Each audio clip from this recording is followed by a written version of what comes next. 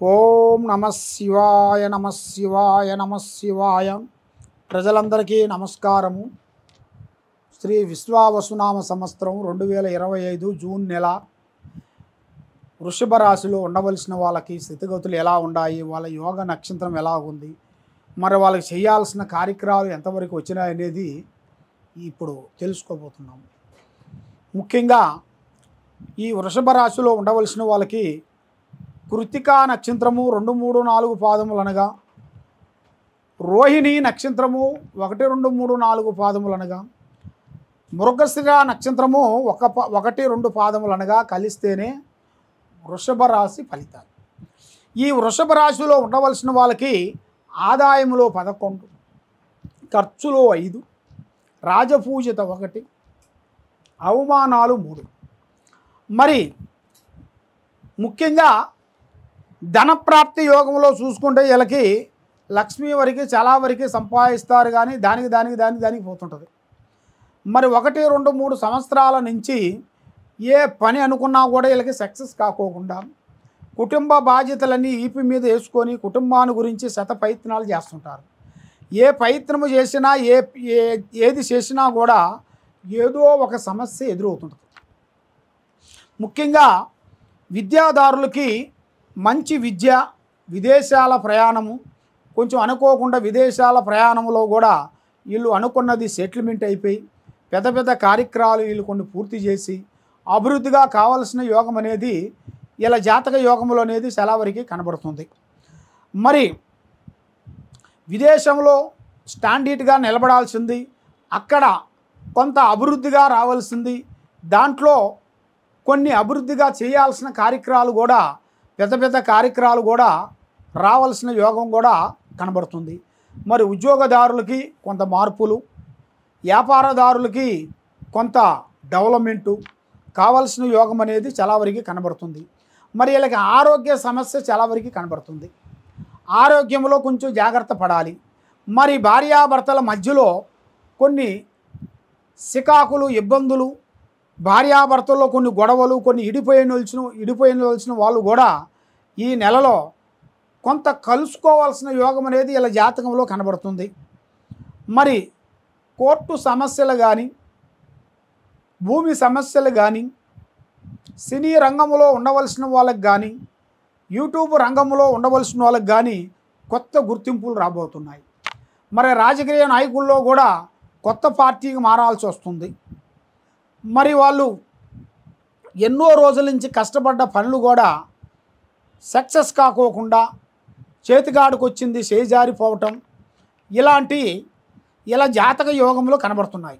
కాబట్టి మరి ఈ కోర్టు సమస్యల్లో కానీ, భూమి సమస్యల్లో కానీ, అన్నదమ్ముల మధ్యలో ఉండాల్సిన కొన్ని సమస్యలు కానీ, కుటుంబంలో కొంత భార్యాభర్తలు ఉండాల్సిన సమస్య కానీ, తర్వాత అత్తా కోడల్లో ఉండాల్సిన సమస్యలు కానీ కొంత చేంజెస్ అయిపోయి కొత్త మార్పులు, కొత్త కార్యక్రమాలు, కొత్త పనులు, కొన్ని అభివృద్ధిగా కావలసినవి మీ జాతక యోగంలో చాలా వరకు కనబడుతున్నాయి.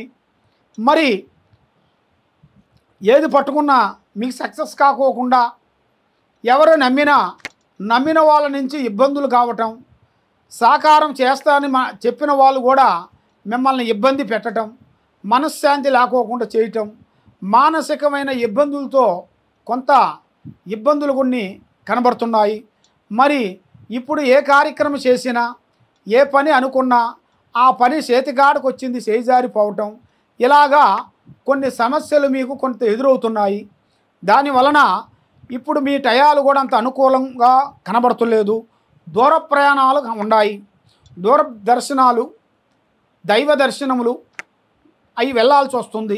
అది మీరు అనుకోకుండా ఆ ప్రయాణం పోయి వచ్చిన తర్వాత మీకు అన్నీ మంచి జరుగుతాయి. మీ కుటుంబంలో చేయాల్సిన కార్యక్రమాలు, అనుకున్న పనులు, చేసే పనులు కానీ ఎన్నో రోజుల నుంచి మనకు రావాల్సినవి, మనకు దక్కకోకుండా పోయినవి కూడా అవి మీకు అనుకోకుండా ఎదురయ్యే మార్గాలు కూడా కొన్ని కనబడుతున్నాయి. కాబట్టి మీరు ఎక్కువగా దైవ బలం అనేది చాలా గొప్పది. కాబట్టి మీరు పూజించాల్సింది గోమాతని ఎక్కువగా పూజించాలి. గోమాతకి మీరు కొన్ని అరటి పండ్లు తినిపించాలి. తర్వాత మీకు దగ్గరలో ఉండాల్సిన రామాలయం రామాలయం దగ్గరికి వెళ్ళి ఆ రాముడికి జయ శ్రీరాముని మీరు పూజించాలి. ఆ రామాలయంలో మీకు చేతుకుంటా అన్నదానం పెట్టాలి. లేదా కొన్ని పండ్లు కొంత మీకు స్వీటు ఇంట్లో నుంచి చేసుకొని వచ్చింది ఆ స్వీటు కొంతమంది ప్రజలకి ప్రసాదం భక్తులకి ప్రసాదం పెట్టినట్టుగైతే మీకు ఆరోగ్యాలు బాగుంటాయి, మనశ్శాంతిగా ఉంటుంది, మీ మీద ఉన్న దరిద్రాలు పోతాయి, ఆరోగ్యం బాగుంటుంది, ఏ కార్యక్రమం చేసినా ముందుకు వస్తుంది. కాబట్టి మీరు ఏ కార్యక్రమం చేయాలనుకున్నా ఏదనుకున్నా కూడా ఎవరు పడితే వాళ్ళకి చెప్పకూడదు. మీ పర్సనల్ విషయాలని పబ్లిక్ చేయకూడదు. ఏ పనైనా ఆ పని అయిన తర్వాత చెప్పుకోండి. పని కాకముందు ప్రాణము లాంటి స్నేహితుడు మిత్రుడికి బంధువుకి ఎవరికైనా సరే వాళ్ళకి చెప్పి మీరు చేయకూడదు. దానివల్ల మీకు లేనిపోయిన సమస్యలు కొన్ని ఎదురయ్యే మార్గాలు ఉంటాయి. కాబట్టి మీరు డబ్బులు ఇచ్చేటప్పుడు మీ దగ్గర జనాలు చాలా వరకు సంతోషంగా తీసుకుంటారు. మళ్ళా తిరిగి కట్టేటప్పుడు మీకు మీ దగ్గరికి వచ్చినప్పుడు వాళ్ళ మాటలు చాలా తీయగా ఉంటాయి.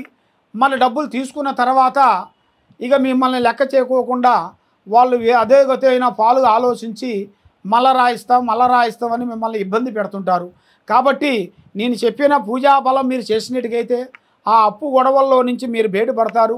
మీకు రావాల్సిన అప్పులు మీ చేతికి వస్తాయి, మీకు మనశ్శాంతి కలుగుతుంది, మీరు ఏ కార్యక్రమం చేసినా విజయవంతం అవుతుంది.